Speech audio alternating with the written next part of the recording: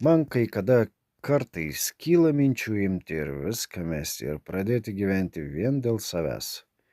Bet tada ir suprantu, kaip man tai yra brangu, artimai ir reikalinga, kad to nedaryti.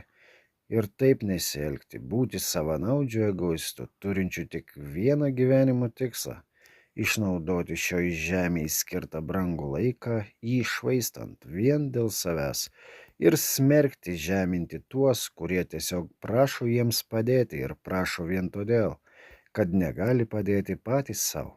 Tokius žmonės reikia paleisti, lai jie vieni keliauja į savęs sukurtą prarają, kad netektų patiems gailėtis ten patekus ir savimi abejoti taip pat.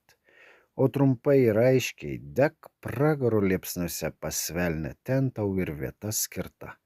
Būk prakeiktas savo prakeiksmais, o mano sėkmės prašau net nebandyti pasisavinti, ne tau jinai priklauso, ne tau jinai ir skirta. Tau skirta tik tai, ką pats ir davei, o nedavei tu nieko, viską pasilikai savo. To ir linkiu tau sulaukt. Marius Poliakovas.